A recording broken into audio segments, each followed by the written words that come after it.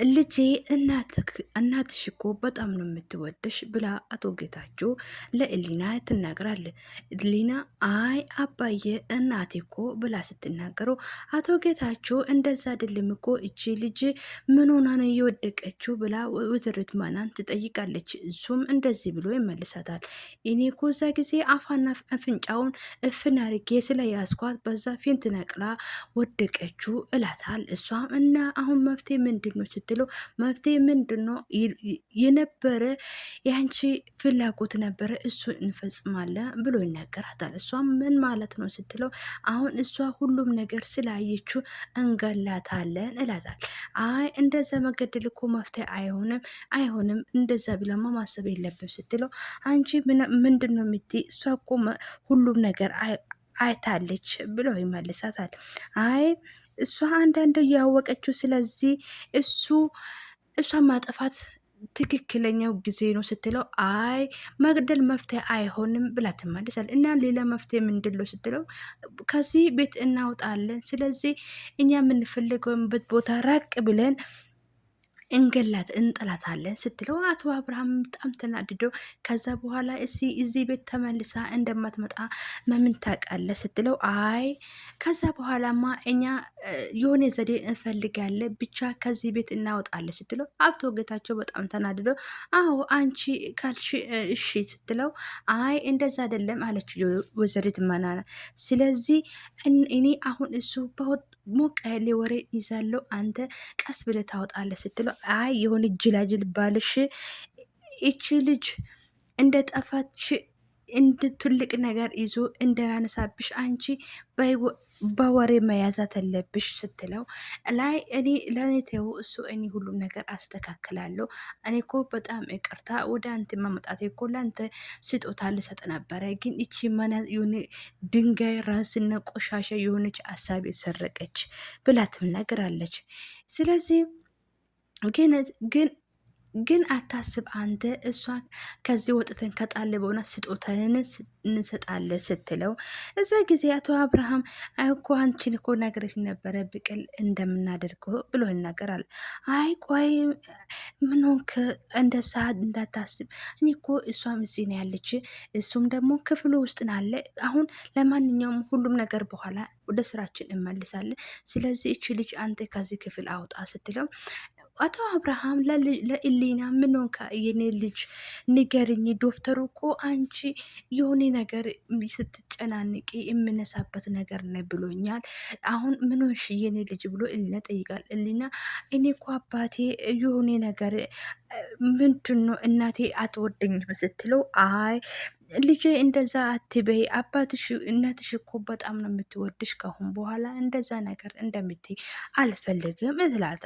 እንደዛ እኮ እናቴ እኮ እንደዛ ነገር አይደለም፣ እናቴ እኮ ትመታልኛለች ስትለው እሷ ነግራ ሳትጨርስ ወይዘሪት መናን በሩን ብርግድ አርጋት ይመጣለች። የኔ ውድ ቤተሰቦቼ ውዱ ባልና ውዱ ልጄ እንዴት ናችሁ? እንዴት ነው የሚወዳችሁ እናንተ ባታቁልኝ ስትለው ረብዛ ጊዜ አቶ አብርሃም ማኬዳ እስቲ አንድ ጊዜ ከልጄ ላወራ ትሄጅኛለሽ ብሎ ይጠይቃል። በዛ ጊዜ ማኬዳ እንዴት እንደዚህ ትል ምንድን ነው የምታወሩ? እኔን ፍቅር የኔ ፍቅር እኔ አብረሽ እንደሚሆነው አትፈልጊም ብላ በአይኗ ጠቀስ ታደርጋለች።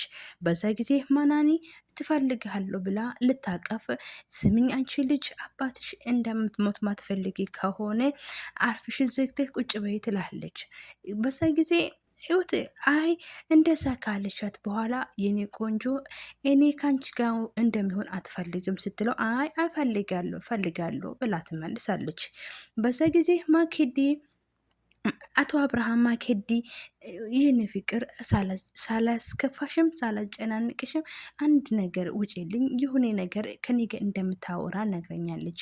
እስቲ ምን እንደሆናች ትጠይቃለች ስትለው ማኬዳ የኔ ቆንጆ እኔ ልሄድ ትልሃለች። በዚ ጊዜ እሱ የምትፈልግ ከሆነ እዳለሁ ስትለው ሊና እማዬ ከኛ ጋር ትሁን አባዬ ብላ ስትናገራለሁ። ማኬደን አየ ልጃችን እኛ በጣም ነው የምትፈልገን አንተነ ማትፈልግኝ ብላ ትናገራለች። እሱም እንደዛ ብሎ ይናገራታል። አይ እንደዛ ለምንድን ነው የምትይኝ?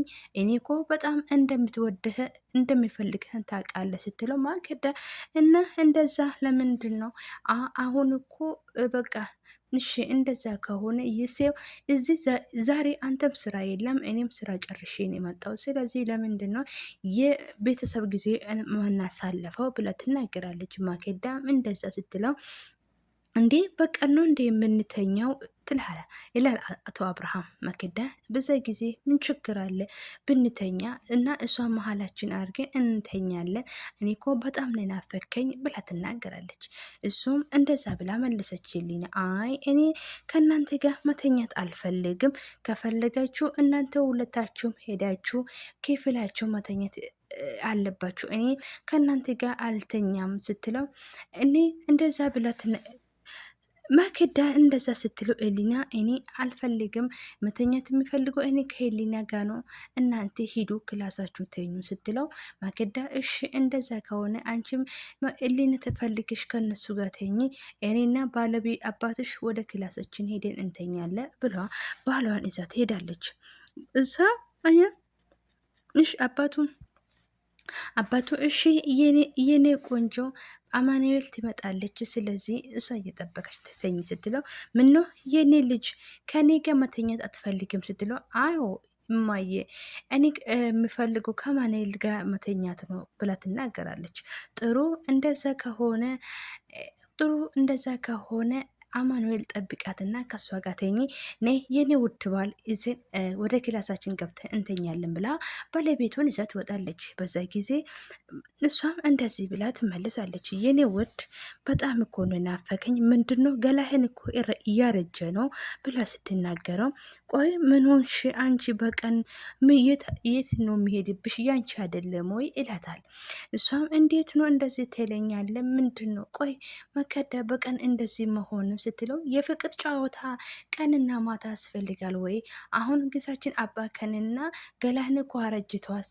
እሱም በጣም ደንግጦ ምንድን ነው የምን ገላ ማረጃት ነው የምትፈልገው? የኔ ፍቅር እኔ አሁን የዚህ ስሜት ውስጥ የለብኝም ግን በቃ እንደዛ ነው የምትለው።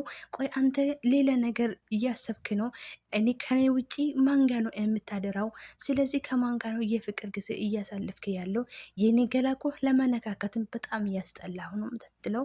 እኔ እንደዛ ፈልጌ ለአንቺም እንደዛ እንደምሰማክ አይደለም እንደዚህ ያልኩ ስትለው እና እንደዛ ካልሆንከ ለምንድን ነው ለእኔ ቦታ የማስጠና ለእኔ ስሜት የማትጨናነቅ ትላለች። እሱም እሺ ብሎ በራሷ አልጋ ላይ ጥላ ልብሱን እያወለቀች አክተናል። ግን እንደዛ እነሱ በፍቅር ጊዜ ሲጨንቆ ኤሊና ትጮዋለች።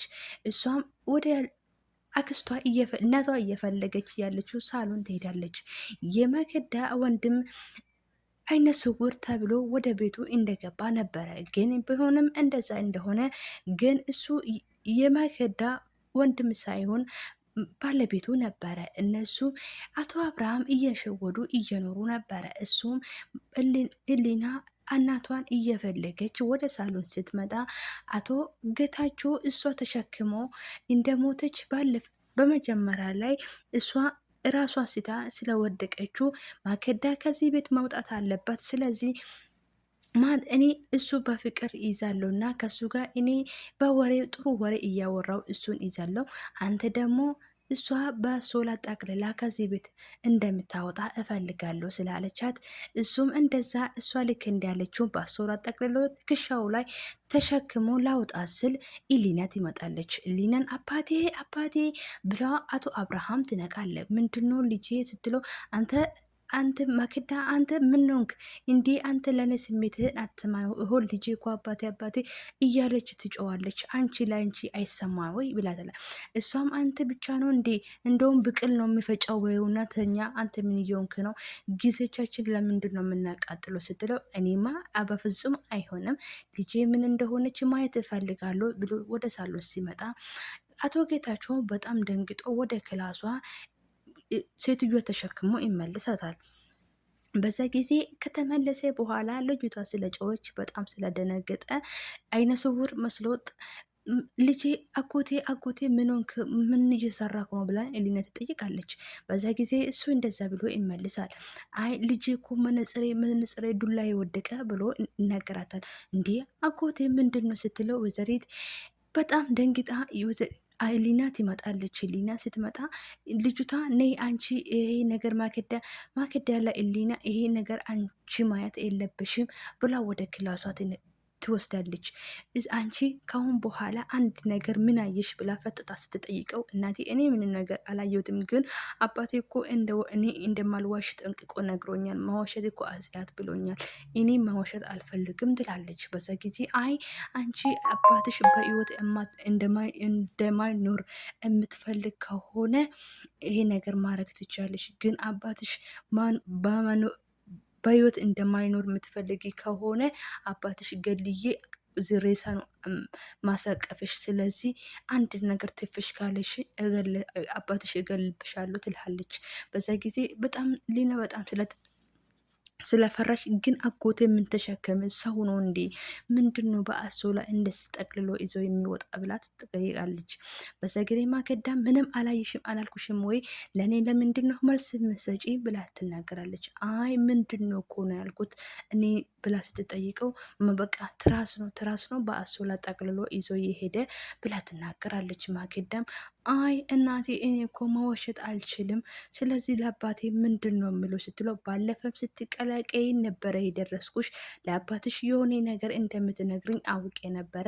ስለዚህ አሁንም ጠንቅቄ የምነግርሽ አንድ ነገር የምትብሊ ከሆነ አባትሽ ገልዬ ነው ሬሳውን እማሳቀፍሽ፣ ትሰማኛለች? ተስማምተናል ስለ አይ አባቴ እንዳትገልህ ምንም ነገር እንዳታደርግብኝ፣ ስለዚህ እኔም ነገር ምንም ነገር አላለም ብሎ ይናገራታል። አቶ አብርሃም ለጌታቸው አንተ ምን ሆንክ ወደክ ወይ? በጣም ይቅርታ ወንድሜ ብሎ ያወራል። እሱም እንደዛ ብሎ ይመልሳል። ለአይነ ሰውሮች እኮ መወደቅና ማንሳቱ ብርቅ አይደለም። የእህቴ ባለቤት በጣም ነው እኛ የለመደበት አንተ ብቻ ጎኑ ለአንተ ያድስ ሆነ ሲለው፣ አይ ወንድሜ በጣም ይቅርታ እኔ እኮ ለልጄ ላይ ትኩረት ስለሰጠው ነው ብላምልስ ብሎ ይናገራል። አይ ችግር የለም እኔ ወድቄ ልጅህን አስደነገጥኳት ስትለው፣ አይ እንደዛ እኮ አይደለ ወንድሜ አንተ ደህና ከሆንክ የሷ ደህንነት አያሳስብም፣ እሷ ምንም አልሆነችም ብሎ አይ በጣም ነው እሺ አሁን ቀስ ብለ ይሄ ሶፋ ላይ ተቀመጥና እናወራለን ብሎ ያስቀምጣል። እሱ እሺ ብሎ ይቀምጣል እና እሺ አንተ ጅላጅል እያለ በውስጡ እያስበ ይቀመጣል። አብርሃም እሺ ይቅርታ በቃ ተቀመጥ፣ በጣም ይቅርታ እሺ አሁን ቀስ በልና ወደ ክላስህ ልውሰድና እረፍት አድርጎ ስትለው፣ አይ እኔ እሄዳለሁ በራሱ ብሎ ወደ ክላሱ ይሄዳል። አብርሃምም ወደ ክላሱ ሁለተኛ ይሄዳል። በዛ ጊዜም ሁሉም ክላሳቸው ውስጥ ሲቀመጡ መናንዬ ከክላሷ ከደነገጠችና ራሷ ስታ የወደቀች ቦታ ተነስታ ወደ ክላሷ ለእናቷ ለልጇ ትሄዳለች። በዛ ጊዜ እነሱ ሲጫወቱና ሲስቁ ሰምታ ሜናን ተነስታ አንተ ከርፈፍፍ አንተ ስተኛ እሷ ወታ ሄደች ወይ ብላ ስትናገረው እንዴት ብሎ ድራማውን ተነቀቀ። ቀጣይ ክፍል ይዤ እንመጣለን። እስከዛ ላይክ ሰብስክራይብ አድርጉልኝ። ወዳችኋለሁ። ባይ